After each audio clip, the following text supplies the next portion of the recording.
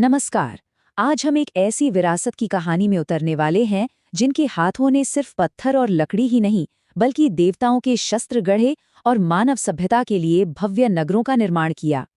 एक सवाल है, कभी सोचा है कि देवताओं के वो शक्तिशाली अस्त्र शस्त्र जैसे भगवान विष्णु का सुदर्शन चक्र या शिव जी का त्रिशूल, इन्हें बनाया किसने?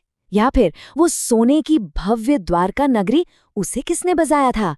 इन सभी सवालों का जवाब एक ही नाम में छिपा है, भगवान विश्वकर्मा, जिन्हें हम सृष्टि का दिव्य वास्तुकार कहते हैं।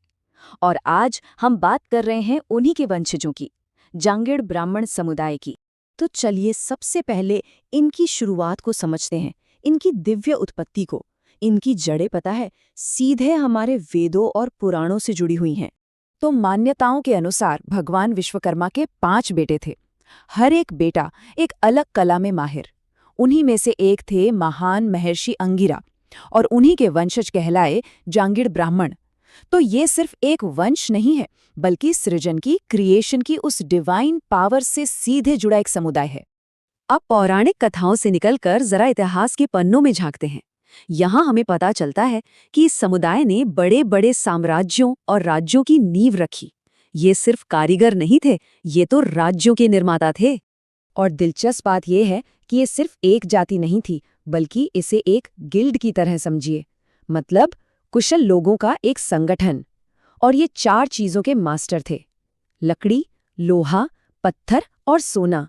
ऐसा लगता था मानो ये बेजान चीजों में भी जान डाल देते थे। और इसी कमाल के हुनर की वजह से इन्हें एक बहुत खास उपाधि मिली, विश्व ब्राह्मण। ये उपाधि इसलिए खास थी क्योंकि इसमें 2 चीजें जुड़ी थी: वैदिक ज्ञान और जबरदस्त टेक्निकल स्किल। ज्ञान और कला का ऐसा मेल बहुत कम देखने को मिलता है ना? राजा महाराजाओं के दौर में तो इनका रुतबा ही अलग था। इन्हें राजमिस्त्री और चीफ आर्किटेक्ट जैसे बड़े सम्मानजनक पद दिए जाते थे। इसका एक जबरदस्त उदाहरण है राजस्थान के किले। इन्होंने उन किलों को इतनी मजबूती से बनाया कि वो दुश्मनों की तोपों के गोले तक झेल गए। लेकिन रुकिए, कहानी सिर्फ निर्माण और कला की नहीं है। अब हम इस समुदाय की पहचान के एक ऐसे पहलू पर नजर डालेंगे जिसे अक्सर या तो लोग गलत समझते हैं या फिर जानते ही नहीं हैं। ज्यादातर लोग ये सोचते हैं कि ये समुदाय सिर्फ कारीगरी का काम करता था, पर असलियत इससे कहीं ज्यादा गहरी है। ये केवल कारीगर नहीं थे, बल्कि शस्त्र यानी हथियार बनाने में भी उस्ताद थे। ये सिर्फ कलाकार नहीं, बल्कि योद्धा और विद्वान भी थे। और इसका सबसे बड़ा सबूत तो खुद इनके नाम में ही छिपा है, जांगीड़। ये शब्द संस्कृत के 2 शब्दों से मिलकर बना है, जंग यानी युद्ध और ज्ञान यानी नॉलेज। मतलब वो जो युद्ध में मदद करे और ज्ञान में आगे रहें। सोचिए कितनी गहरी बात है। अच्छा, वक्त कभी एक जैसा नहीं रहता है ना? तो इस महान विरासत ने भी वक्त के साथ खुद को बदला और एक नया रूप लिया। चलिए देखते हैं कि कैसे ये सदियों पुरानी कला आज के मॉडर्न जमाने में ढल गई।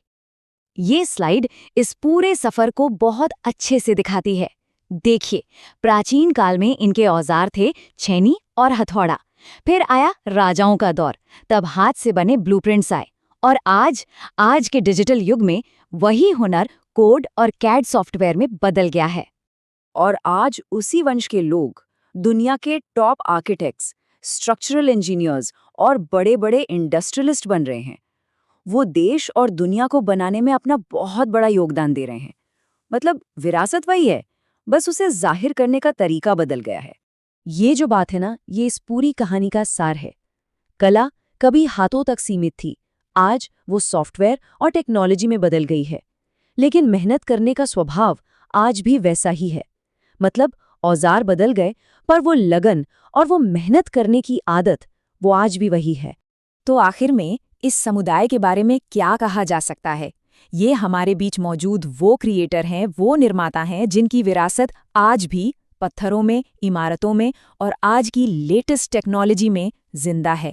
ये एक ऐसे वंश की कहानी है जिसने हमारे अतीत को बनाया था और अब हमारे भविष्य को, हमारे फ्यूचर को इंजीनियरिंग के जरिए एक नया आकार दे रहा है।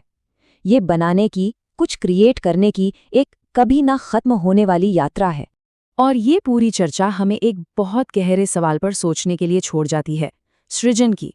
कुछ नया बनाने की विरासत को पाने का असल में मतलब क्या होता है?